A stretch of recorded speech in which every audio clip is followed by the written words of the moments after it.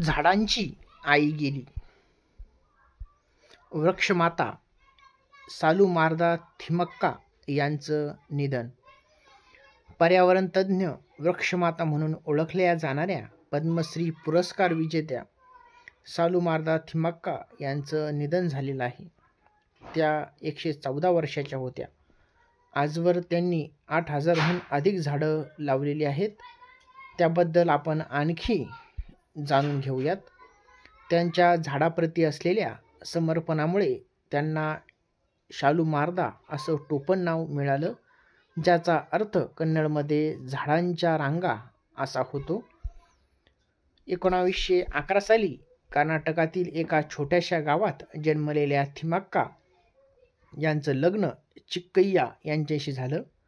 या जोडप्याला मुलं नव्हती आणि याच दुःखावर मात करण्यासाठी दोघांनी रस्त्याच्या कडेला वडाची रोपं लावायला सुरुवात केली आणि त्यांना त्यांच्या स्वतःच्या मुलाप्रमाणे वाढवलं. सुरुवातीला गावकऱ्यांनी त्यांना नावं ठेवली. झाडं लावत सुटलेत असे टोमणे देखील गावकऱ्यांनी त्यांना मारले, त्यांना वेड्यात काढलं. पण थिमक्का आणि चिक्कय्या डगमगले नाहीत. मोठ्या हिमतीनं त्यांनी झाडे हे लावलीत. त्यांचं झाडं लावणं आणि त्यांना सांभाळ करणं याबाबत विचार त्यांचा पक्का होता. मग त्यांनी रामनगर जिल्ह्यातील हुलिकल आणि कुडूर दरम्यानच्या 4.5 किलोमीटर महामार्गावर जवळपास 385 वडाची झाडं लावली. या व्यतिरिक्त त्यांनी 80 वर्षात एकूण 8,000हून अधिक झाडं लावली आणि त्यांची काळजीसुद्धा घेतलेली आहे.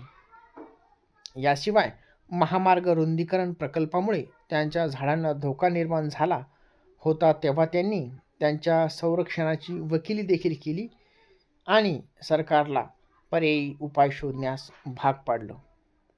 आपल्या वैयक्तिक दुःखावर मात करून त्यातूनच प्रेरणा घेऊन त्या एवढ्या मोठ्या पर्यावरण तज्ज्ञ बनल्या आणि आज त्या अनेकांसाठी प्रेरणादायी देखील आहेत.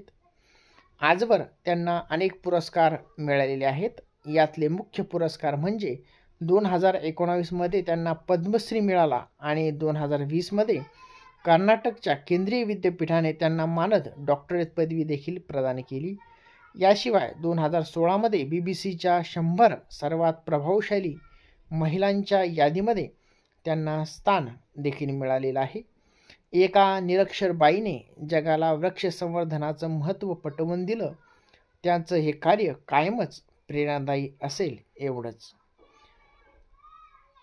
वृक्षमाता थिमय्या यांना भावपूर्ण श्रद्धांजली.